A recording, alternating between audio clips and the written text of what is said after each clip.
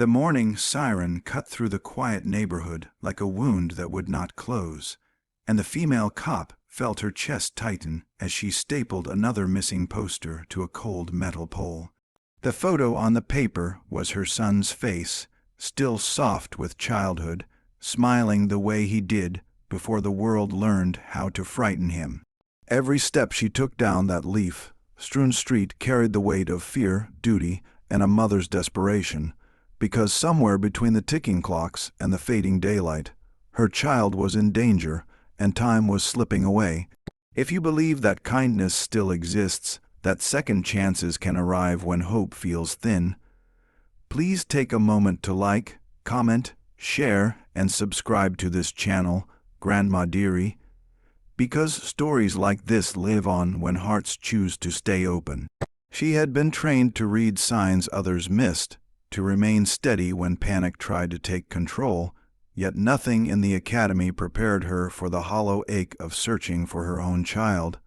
The streets she once patrolled with confidence now felt like a maze of shadows. Neighbors offered gentle nods and murmured concern, but their eyes carried the same question she could not answer. How could a mother who protected so many fail to protect her own son?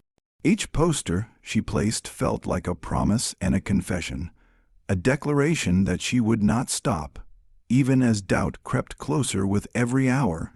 As the search widened, memory pressed in on her, flashing moments of her son's laughter, his habit of counting cracks in the sidewalk, the way he held onto her sleeve when storms rolled in.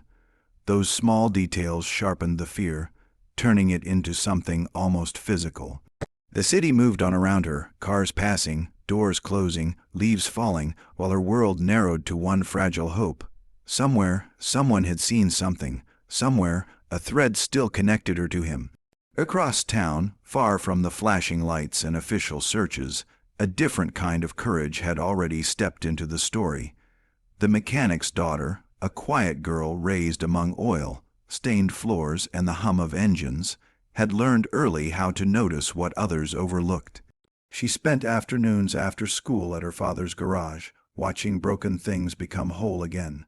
That day, as dusk gathered and the air cooled, she saw a small figure near the alley behind the shop, sitting too still, eyes wide with fear. The boy looked lost, not just in place but in spirit, as if the world had suddenly grown too large. The girl felt a pull she did not fully understand, a sense that this moment mattered. She approached carefully, offering calm presence rather than words, remembering how her father always said that patience fixed more than force ever could. The boy's hands trembled, his shoes were damp, and his breathing came in short bursts. She recognized the signs of someone overwhelmed, someone who needed safety more than questions. Without thinking of reward or recognition, she did what felt right, guiding him into the warm light of the garage, wrapping him in a blanket, and staying close until the shaking eased. Night fell, and the city's official search pressed on, but the answer waited quietly in that humble place filled with tools and grease. The mechanic returned to find his daughter sitting beside the boy, her eyes steady and determined. Together, they understood the gravity of what had happened. The missing posters had reached them too, carried by social media and whispered concern. The face on the paper matched the child in their care, and the weight of responsibility settled heavily but clearly. They contacted the authorities not with panic, but with the certainty that they were doing the right thing. When the call came in, the female cop felt her heart leap and sink at the same time. Hope surged, tempered by fear of disappointment. She drove to the location with sirens silent, every second stretching longer than the last. As she stepped into the garage, the smell of oil and metal filled her senses, grounding her in the reality of the moment. Then she saw him.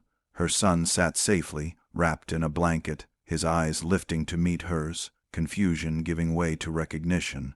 Relief crashed over her like a wave, leaving her breathless and trembling. The reunion did not need words to carry its power. It was written in the way her shoulders finally dropped, in the way the boy leaned toward her, drawn by the gravity of home. Tears came, not loud or dramatic, but steady and unstoppable, the kind that wash away hours of fear. In that space, the uniform she wore felt less like armor and more like a reminder that even the strong need saving sometimes. She learned how her son had wandered off, overwhelmed by noise and confusion, how the world had closed in on him until a stranger's kindness opened it back up. The mechanic's daughter stood quietly nearby, unsure of her place in the aftermath, her hands clasped together. The female cop saw her then, really saw her, and understood that heroes do not always wear badges or carry authority. Sometimes they are children who choose compassion when fear would be easier. The days that followed brought reflection rather than celebration. The story spread, not as a headline, but as a reminder of the quiet power of human connection.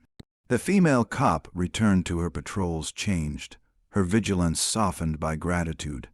She knew now that safety was a shared responsibility, built from small, brave choices made by ordinary people. The mechanic's daughter returned to her routines too, her life unchanged on the surface, yet marked forever by the knowledge that her actions had mattered. If this story touched your heart, if it reminded you that goodness can appear in the most unexpected moments, please take a moment now to like, comment, and share this video. Your engagement helps stories like this reach others who need a little hope today. Before the ending, I have one special request for you. Please comment below with a single word that describes how this story made you feel, because your voice keeps these moments alive. In the end, the missing poster came down, but its lesson remained. A mother's fear, a child's courage, and a stranger's kindness had woven together to create something stronger than danger. The world did not suddenly become safe, but it became brighter, illuminated by the truth that even in the darkest searches, someone somewhere might already be saving what you love most.